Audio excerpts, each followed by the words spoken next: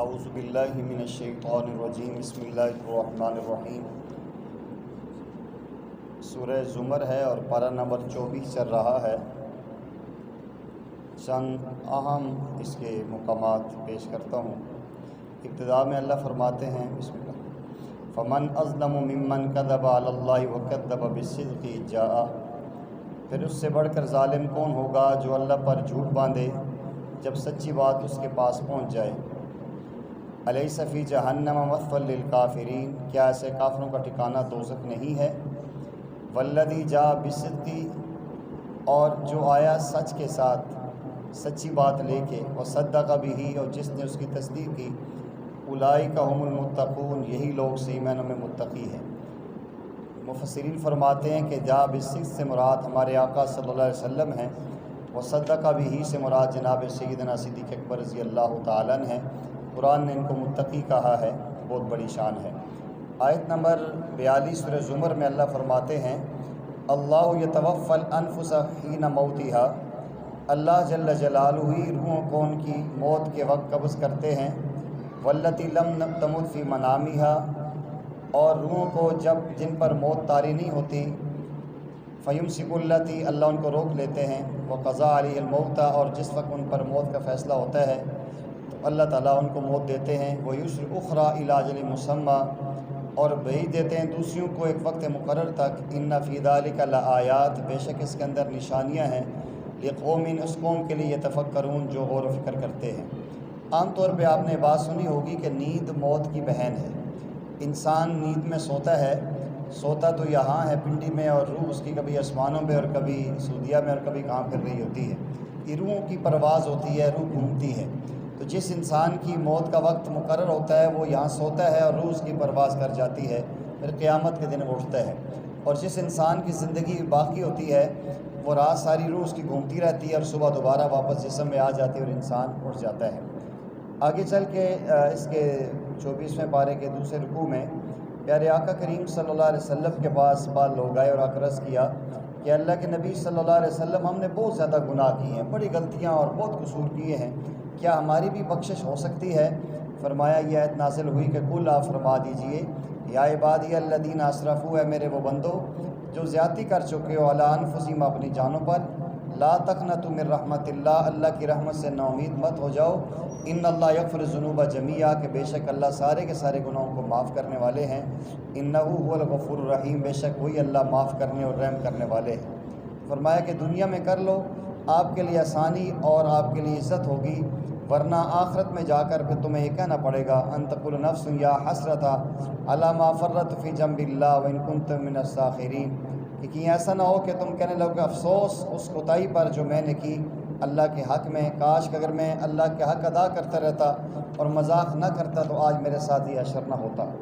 آگے چل کے اللہ جل جلالہ اس آیت نمبر 66 میں فرماتے ہیں، وما قدر اللہ حق قدرہ، کہ لوگوں نے میری قدر نہیں کی جیسے میری قدر کرنے کا حق تھا۔ والارض جمیعا قبضۃ یوم القیامہ، اور حالانکہ قیامت کے دن ساری زمینیں اللہ فرماتے میری مٹھی میں ہوں گی۔ والسماوات مطویات بیمینی، اور سارے آسمانوں کو میں اپنے دائیں ہاتھ میں کاغذ کی طرح لپیٹ لوں گا۔ سبحانہ، پاک ہے وہ ذات، وہ تعالی، اور بلند ہے، عما، ان چیزوں سے یشرکون، جو شرک کرتے ہیں۔ جب ساری کائنات اللہ کے ہاتھ میں ہے، پوری کائنات کا ذرہ ذرہ اللہ کے حکم کے بغیر ہل نہیں سکتا، تو انسان کو چاہیے کہ اسی رب کو راضی کرے اور اسی سے اپنی بخشش کا سماں پیدا کرے۔ آگے چل کے فرمایا کہ آیت نمبر 71 میں، وسیق الذین کفروا الی جہنم زمرا، اور ہانکے جائیں گے وہ لوگ جو کافر ہیں جہنم کی طرف گروہ در گروہ، حتیٰ، یہاں تک، اذا جاؤہا، جب وہ آئیں گے جہنم کے سامنے، فتحت ابوابہ، اس کے دروازے کھول دیے جائیں گے، وقال لهم خزنتہ، اس کے محافظ فرشتے ان سے کہیں گے، الم یأتکم رسل منکم، کیا تمہارے پاس رسول اللہ کے نہیں آئے تھے، یتلون علیکم آیات ربکم، جو تم پر اللہ کی آیات پڑھ پڑھ کے سناتے تھے، وینذرونکم، اور تمہیں ڈراتے تھے، لقاء یومکم ھذا، آج کے دن کی ملاقات سے۔ کیا یہ ایسے تمہارے ساتھ معاملہ نہیں ہوا؟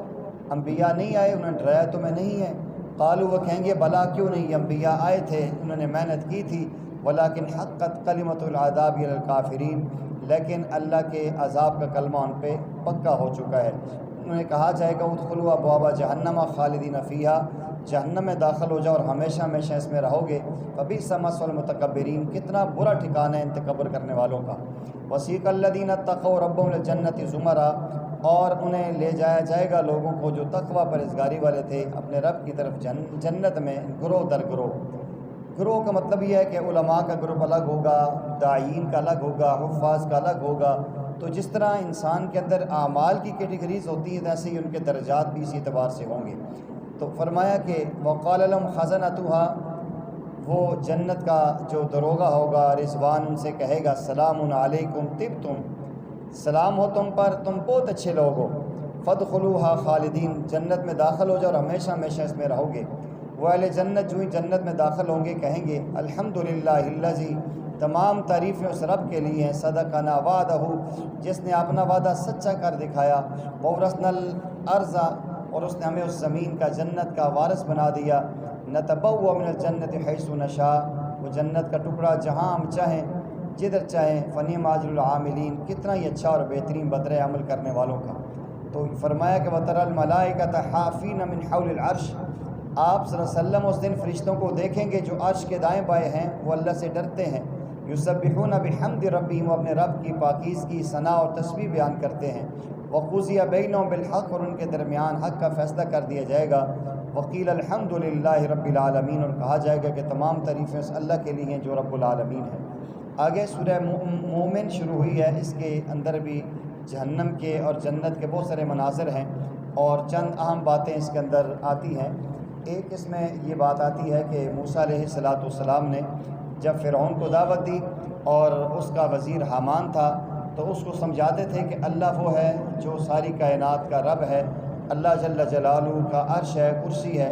تو اس نے یہ فرعون جو ہے وہ اپنے جو ہے نا وزیر سے کہنے لگا، وقال فرعون کہنے لگا ضرونی، مجھے چھوڑو، اقتل موسیٰ ولیدع ربہ، میں قتل کر دوں موسیٰ کو اور وہ پکارے اپنے رب کو، انی اخاف ان یبدل دینکم، میں ڈرتا ہوں کہ وہ تمہارا دین تبدیل نہ کر دے، او ان یظہر فی الارض الفساد، یا زمین میں فساد نہ کرے۔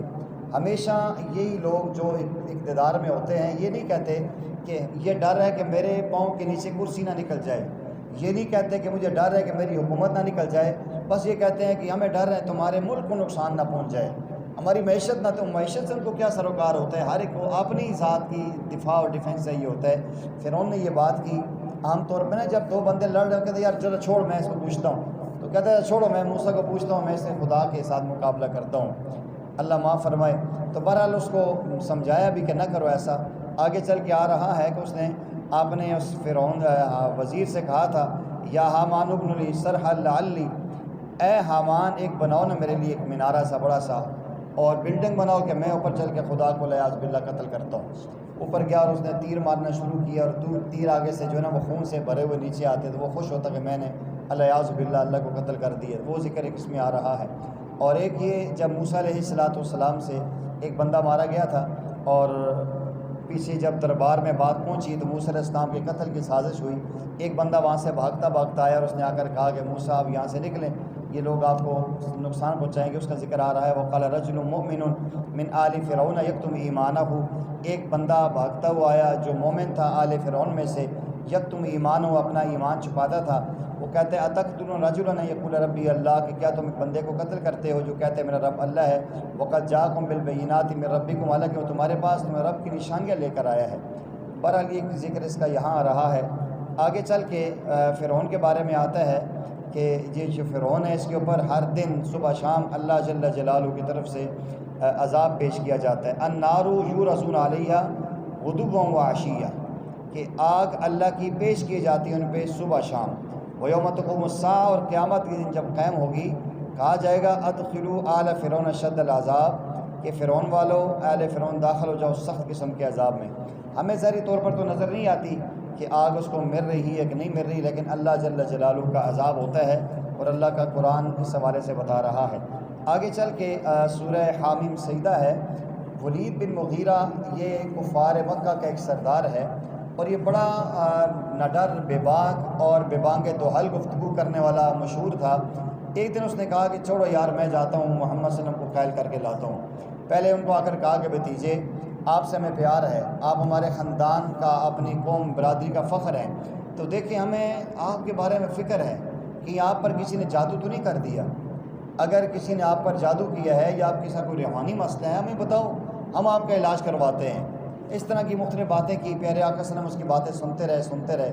وہ گیا تھا کہ میں محمد صلی اللہ علیہ وسلم کو قائل کر کے آج لے آؤں گا۔ سارے کہہ رہے تھے واقعی تیرے اندر یہ کوالٹی ہے تو یہ تو کام کر سکتا ہے۔ جب اس نے اپنی بات مکمل کی، نبی پاک صلی اللہ علیہ وسلم نے یہ صورت پڑھنی شروع کی، حامیم تنزیل من الرحمن الرحیم کتاب فصلت آیات قرآنا عربیا لقوم یعلمون۔ بڑی عجیب الفاظ ہیں۔ یہ پڑھتے جب پیارے آقا صلی اللہ علیہ وسلم آگے گئے، ایک رکوع کے قریب پہنچے، وہ گر گیا اور اس نے کہا بس۔ وہ آ کے کہنے لگا لوگوں یہ کلام انسانوں کا کلام نہیں ہے۔ کہنے لگے تو بڑا دعویٰ کر کے گیا تھا کہ میں محمد صلی اللہ علیہ وسلم کو لے کر آؤں گا، تو خود ہی ان کے ہاتھوں بک گیا۔ بہرحال مسلمان تو نہیں ہوا تھا، لیکن اس کے اندر اللہ تعالیٰ نے اتنی احساس پیدا کر دیا تھا کہ نبی پاک صلی اللہ علیہ وسلم کا دین سچا ہے، یہ ایسا جھوٹا اور من گڑت دین نہیں ہے۔ آگے چل کے ان کی آیات میں آتا ہے کہ قیامت کے دن اللہ جل جلالہ انسان کے اعضاء و جوارح کو بلائیں گے اور انسان کے جسم کا ایک ایک حصہ اللہ کے سامنے گواہی دے گا۔ قرآن یہ کہتا ہے کہ حتی اذا ما جاؤہا شہد علیہم سمعہم و ابصارہم و جلودہم بما کانوا یعملون، یہاں تک کہ دوزخ کے پاس پہنچیں گے ان کے کان، ان کی آنکھیں اور ان کا یہ چمڑا جلد بھی ان کے خلاف گواہی دے گی۔ وہ لوگ کہیں گے وقالوا لجلودہم لما شہدتم علینا، اپنی کھال سے کہیں گے تو ہمارے خلاف گواہی کیوں دیتی ہے؟ تیری لذت کے لیے تو ہم نے گناہ کیے تھے، آج تو ہمارے خلاف گواہی دے رہی ہے، تو کیوں بولتی ہے؟ قالوا، وہ جلد کہے گی انطقنا اللہ الذی انطق کل شیء، آج گویائی اسی اللہ نے مجھے دی ہے جو ساری کائنات کو بلواتا ہے۔ وَهُوَ خَلَقَكُمْ أَوَّلَ مَرَّةٍ، اسی رب نے تمہیں پہلی مرتبہ پیدا کیا تھا اور اسی کی طرف تم نے لوٹ کے جانا ہے۔ اور آگے فرمایا کہ وَمَا كُنْتُمْ تَسْتَتِرُونَ، لوگو تم چھپ نہیں سکتے تھے أَن يَشْهَدَ عَلَيْكُمْ سَمْعُكُمْ وَلَا أَبْصَارُكُمْ وَلَا جُلُودُكُمْ، اس بات سے کہ گواہی دیں گے تمہارے کان، تمہاری آنکھیں اور تمہارے دل، تمہاری کھالیں، وَلَكِنْ ظَنَنْتُمْ، لیکن تم یہ گمان کرتے تھے ان اللہ لا یعلم کثیرا مما تعملون، العیاذ باللہ، کہ اللہ تعالیٰ نہیں جانتا بہت ساری باتیں جو ہم کرتے ہیں۔ بعض لوگ آج بھی زبان سے تو نہیں کہتے، لیکن ان کا کردار بتاتا ہے کہ وہ یہ سمجھتے کہ اللہ کو پتہ ہی کچھ نہیں ہے، ہم جو کر رہے ہیں اللہ کو کیا پتہ ہے ہم کیا کر رہے ہیں۔ یہ اس لیے کہ اللہ کا خوف اور خشیت دل میں نہیں ہے۔ اللہ تعالیٰ اس کو سمجھنے کی توفیق عطا فرمائے۔ آیت نمبر 26 میں یہ کفار کی ایک بری عادت تھی، نبی پاک صلی اللہ علیہ وسلم نماز پڑھاتے تھے تو آپ کے قرآن سے ان کو الرجک تھی، انہیں قرآن اچھا نہیں لگتا تھا۔ وہ یہ کہتے تھے کہ جب یہ قرآن پڑھے نا شور کرو، سیٹیاں بجاؤ، تالیاں پیٹو، شور کرو، اس سے یہ ہو جائے گا کہ ہماری آواز غالب آ جائے گی، یہ تنگ ہو جائیں گے، بھاگ جائیں گے۔ تو یہ ان آیات سے ابھی میں ترجمہ کرتا ہوں، بعض علماء نے لکھا ہے کہ جہاں قرآن کی تلاوت ہو رہی ہے، کوئی شور کرتا ہے، باتیں کرتا ہے یا ایسے آوازیں کستا ہے، تو یہ طرز عمل کافروں کا ہے۔ اس لیے جب بھی قرآن پڑھا جائے تو وہاں انسان کو خاموش ہو جانا چاہیے، کوئی بات اصول کی بات بھی کر رہا ہو تو خاموش ہونا چاہیے۔ وقال الذین کفروا، اور کافر لوگ کہتے ہیں لا تسمعوا لہذا القرآن، یہ قرآن نہ سنو، والغوا فیہ، شور کرو، لعلکم تغلبون، شاید کہ تم غالب ہو جاؤ۔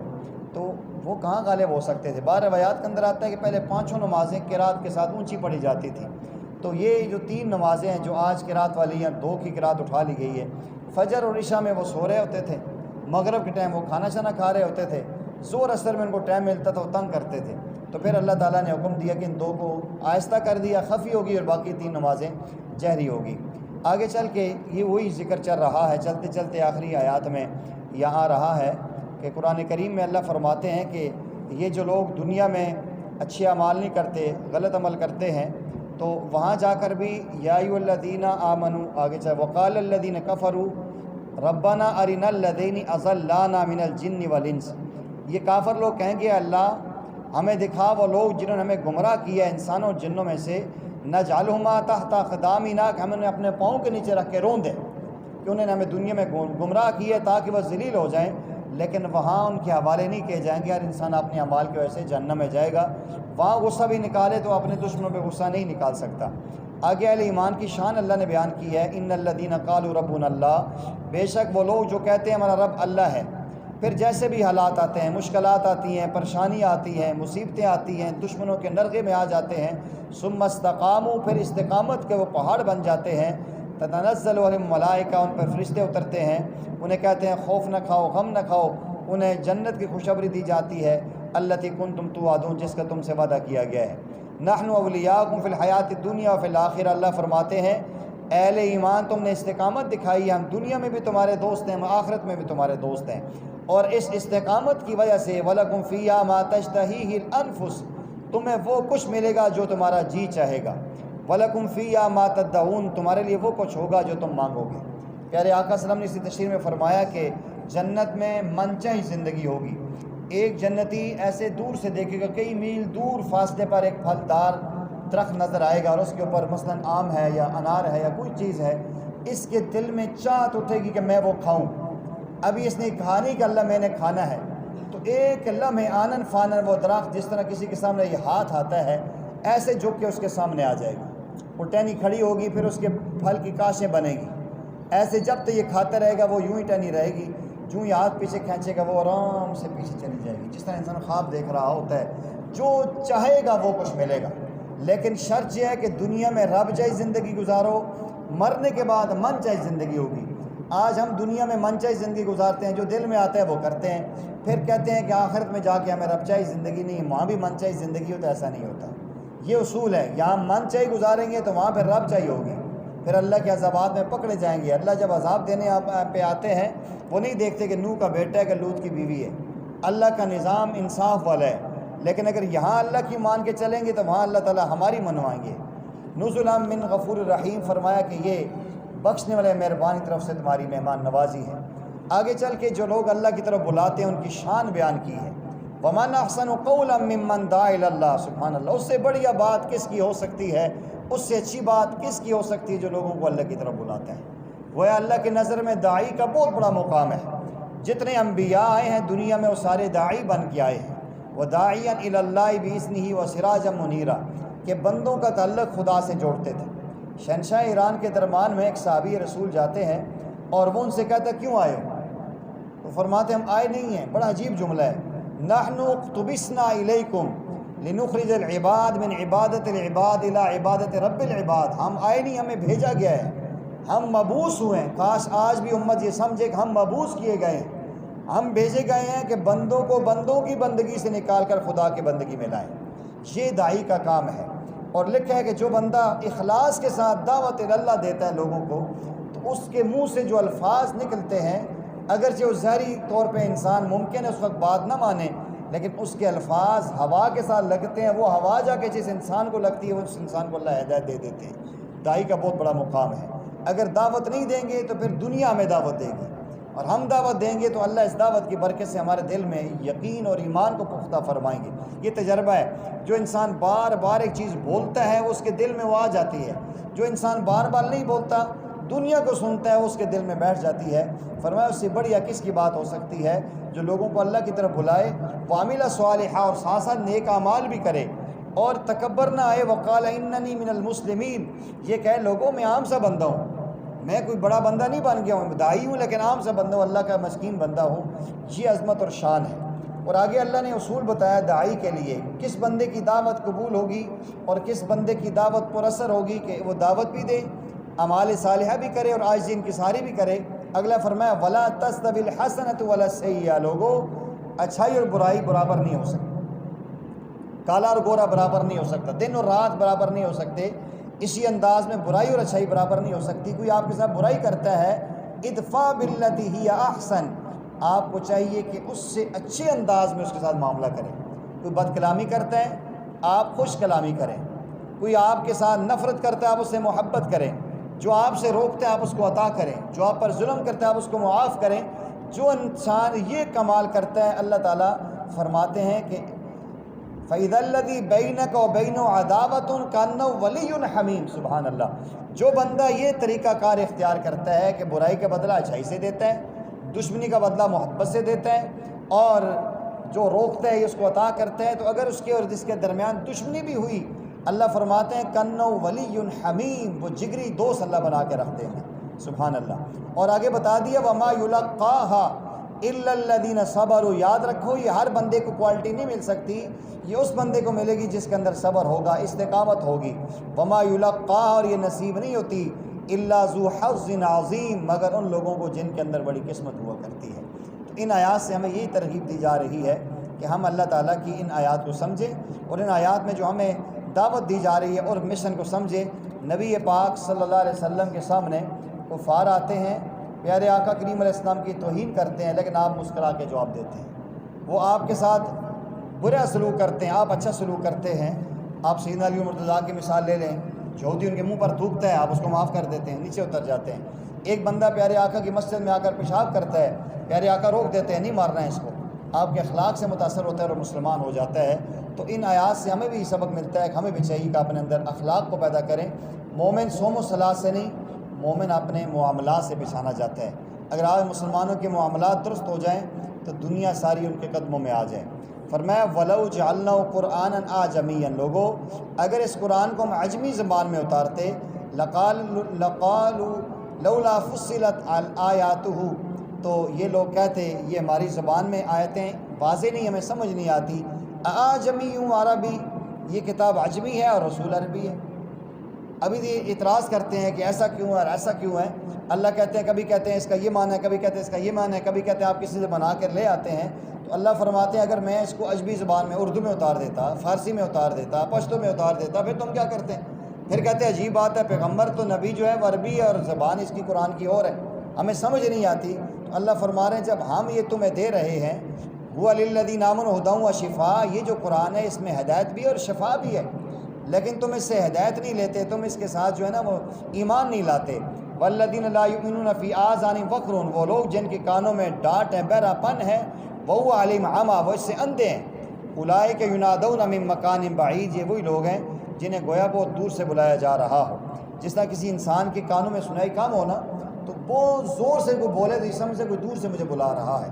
فرمایا ان کے دلوں میں نفرت ہے، ایمان نہیں ہے، تو ان کے پاس بھی پیارے آقا سمجھاتے ہیں اور انہیں یوں لگتا ہے کہ دور سے آواز آ رہی ہے۔ اللہ جل جلالہ مجھے آپ کی نصیحت کو سمجھ کے اس کے اوپر عمل کی توفیق دے۔